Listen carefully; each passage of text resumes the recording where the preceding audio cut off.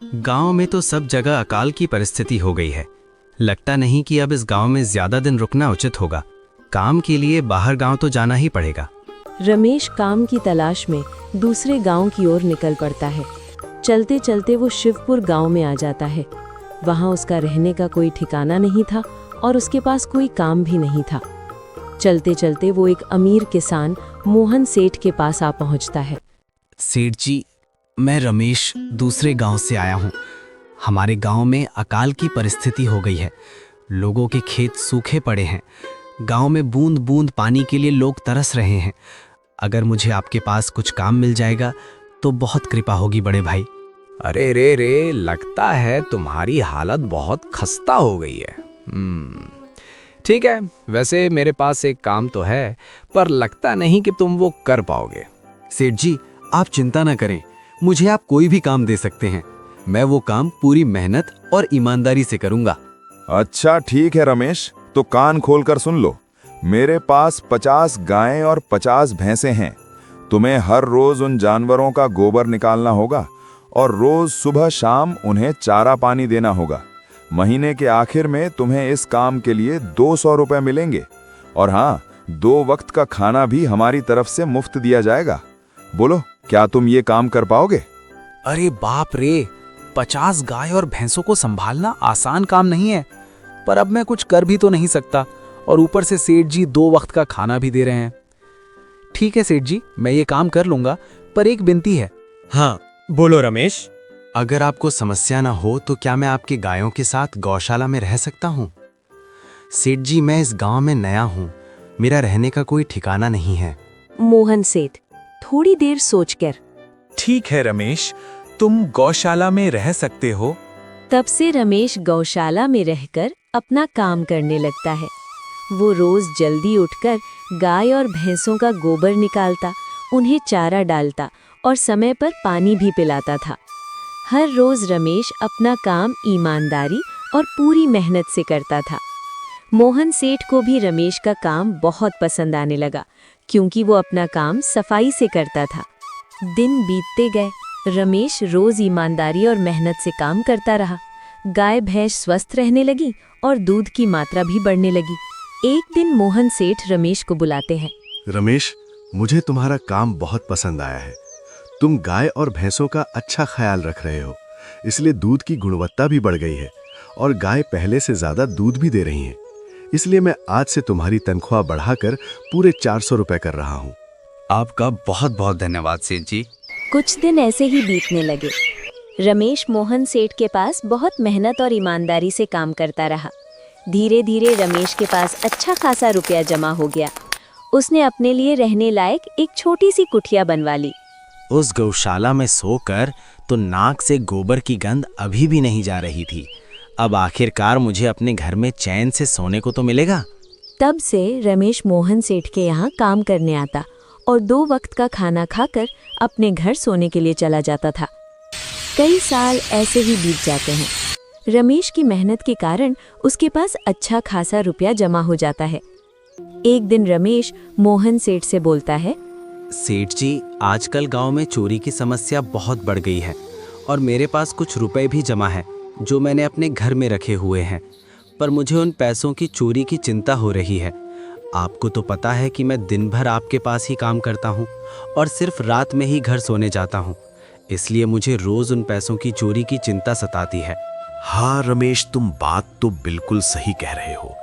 आए दिन गांव में नए नए चोरी के किस्से सामने आ रहे हैं और दिन भर तो तुम्हारा घर खाली ही रहता है, तो चोरी होने की संभावना तो जरूर है।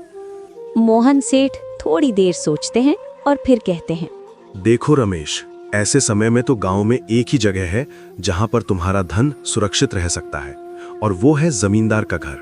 क्या? जमींदार का घर?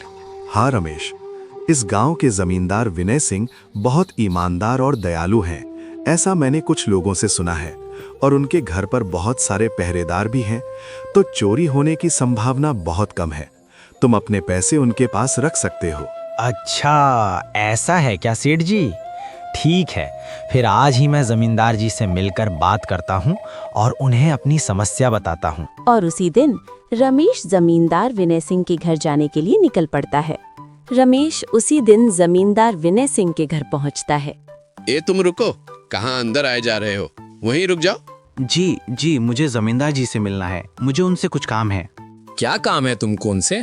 जी, मुझे कुछ पैसे रखवाने थे उनके पास, यही काम के लिए आया था मैं। अच्छा ठीक है, तुम अंदर जा सकते हो। नमस्ते जमींदार जी, मैं रमेश मोहन सेठ के यहाँ काम करता हूँ। कुछ साल पहले ही मैं दूसरे गांव से यहाँ आया हूँ। अच्छा रमेश, बोलो तुम्हारा क्या काम है मेरे पास? जमींदार जी, मैं सालों से मोहन सेठ के पास काम कर रहा हूँ और मैंने कुछ रुपए भी जमा कर लिए हैं। पर बात यह है कि गांव में चोरी की समस्या बहुत बढ़ गई है, तो मुझे अपने रुपए घर में रखने से डर लग रहा है। अच्छा, कितने रुपए जमा किए हैं तुमने? जमींदार जी, यही कोई 5,800 रुपए होंगे मेरे पास। वाह, ये तो बड़ी रकम है। मैंने आपकी ईमानदारी के बारे में लोगों से बहुत सुना है, इसलिए मैं अपनी रकम आपके पास कुछ वक्त के लिए रखने आया हूँ।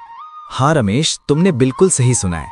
तुम्हारी रकम मेरे पास पूरी तरह से सुरक्षित रहेगी। तुम अब चिंता ही छोड़ दो, मैं सब देख लूंगा। रमेश अपने पैसों की थैली जमींदार को दे देता है। ये पूरे 5,800 रुपए हैं, आप गिनकर देख लीजिए। गिनने की क्या जरूरत है? तुम तो मोहन सेठ के आदमी हो, मुझे तुम पर पूरा विश्वास है। जमींदार जी, आपका बहुत बहुत धन्यवाद। अब मुझे चोरों का कोई डर नहीं है, क्योंकि मेरे पैसे सुरक्षित हाथों में हैं। हाँ रमेश, तुम्हारे पैसे मेरे हाथों में ही अच्छे लगते हैं। रमेश संतोष के साथ अपने घर लौट जाता है। समय बीतता है, देखते ही देखते 2 साल निकल जाते हैं। एक दिन रमेश सोचता है, अब बहुत साल हो गए मोहन सेठ के यहाँ काम करते हुए, अब खुद की जमीन लेकर मेहनत करनी चाहिए। जमींदार के पास रखे पैसे और अपने पास के पैसे मिलाकर थोड़ी जमीन खरीद लूंगा। ये सोचकर रमेश जमींदार के घर जाता है। जमींदार जी, मैं अपने रुपए वापस लेने आया हूँ। आपके पास मैंने 5,800 रुपए दिए थे संभालने के लिए।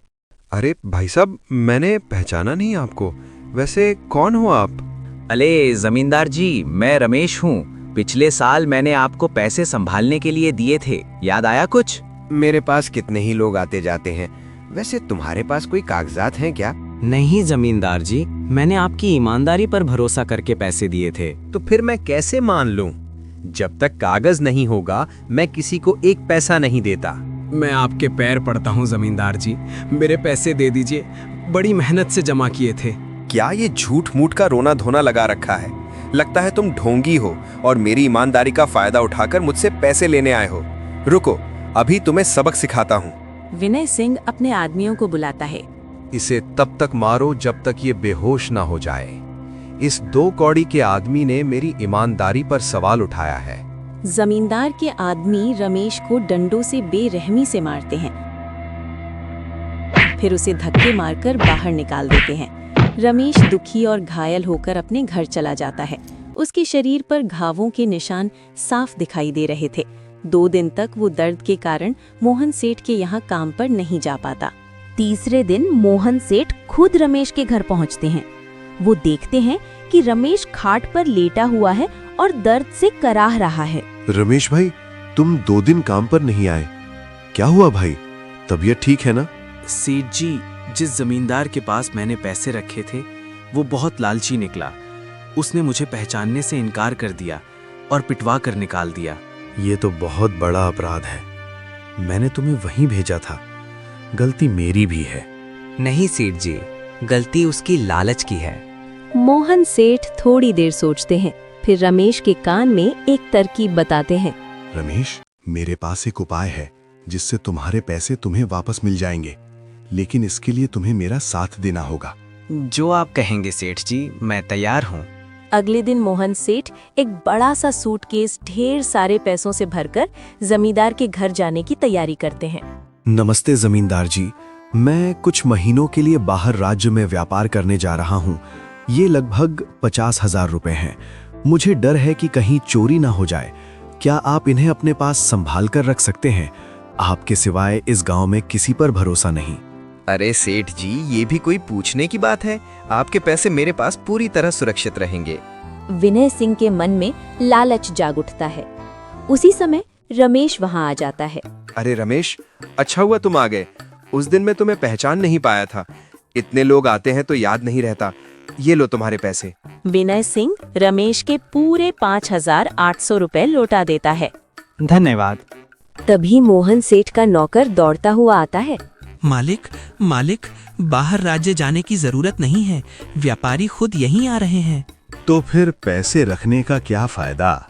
धन्यवाद जमींदार जी। मोहन सेठ अपना सूटकेस लेकर लौट जाते हैं। विनय सिंह खाली हाथ रह जाता है। धत तेरी, हाथ आया सब निकल गया। रमेश को उसका पैसा वापस मिल जाता है। सेठ जी, अगर आप ना होते तो मेरी सारी कमाई चली जाती। जो मेहनत और ईमानदारी से कमाता है, ऊपर वाला उसकी रक्षा करता है, और जो दूसरों का हक छीनता है वो एक दिन खाली हाथ रह जाता है। और इस तरह लालच हार गया और ईमानदारी जीत गई।